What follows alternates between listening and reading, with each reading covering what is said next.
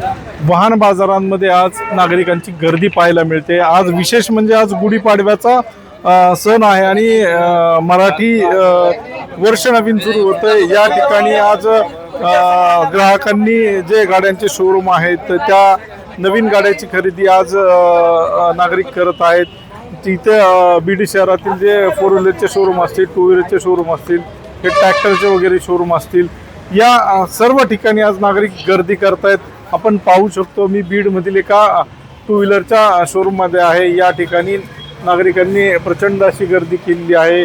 या ठिकाणी नागरिकांची गर्दी आहे, गाड्या पाहतायत, नवीन गाडी घेण्यासाठी नागरिक इथे आलेले आहेत आणि नवीन 2 व्हीलर असेल, स्कूटी असेल, 4 व्हीलर असेल, या अशा वेगवेगळ्या प्रकारच्या नवीन गाड्या आज पाडव्याच्या मुहूर्तावरती नागरिक खरेदी करतायत।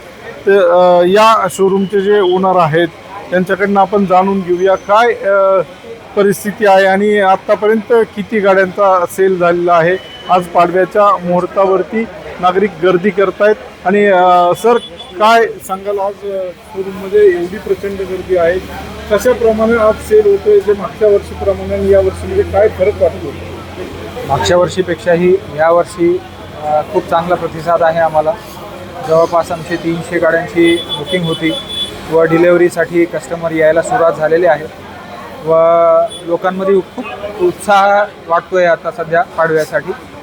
आमच्या रामरतन मोटर्सच्या वतीने मी सांगू इच्छितो सर्व ग्राहकांना आमच्या व बीडच्या लोकांना रामरतन मोटर्सतर्फे गुढीपाडव्याची फार फार शुभेच्छा देतो मी सर्व ग्राहकांना। आज किती गाड्यांचा सेल अपेक्षित आहे आणि किती गाड्या सेल होतात? काही कस्टमरना वेटिंग देखील करावं लागतंय। आज 300 गाड्याचा जवळपास आमच्याकडं रिटेल होणार आहे व वेटिंगमध्ये आमच्याकडे शाईन, युनिकॉर्न हे दोन्ही गाड्या वेटिंगमध्ये आता सध्या। लोक बुकिंग करायलाही सुरुवात करत आहेत आता सध्या। आजच्या मुहूर्तावर आम्ही बुकिंगसुद्धा घेतो आहे व लोक थांबायला तयार आहेत। गुढीपाडव्याच्या मुहूर्तावर बुकिंग करून गाडीसाठी थांबायला तयार आहेत। या सगळ्या जे आखाती देशामध्ये युद्ध सुरू आहे, याचे परिणाम काही या व्यवसायावरती झालेले काही जाणवत आहेत? काय वाटतं तुम्हाला, पुढे काही परिस्थिती उद्भवेल असं वाटते? सध्याच्या घडीला मी सांगू इच्छितो की परिणाम काही वाटत नाही आहे आम्हाला। लोकांमध्ये फार चांगला प्रतिसाद आहे किंवा लोकांमध्ये उत्साह जे आहे पाडव्यानिमित्तचा फार चांगला आहे आणि लोक जर किंमत वगैरे काही वाढली किंवा पेट्रोलचं शॉर्टेज झालं किंवा ट्रान्सपोर्टेशन कॉस्ट जर समजा काही वाढली तर ह्याच्यावर परिणाम यायची शक्यता आहे। सध्या तर काही वाटत नाही।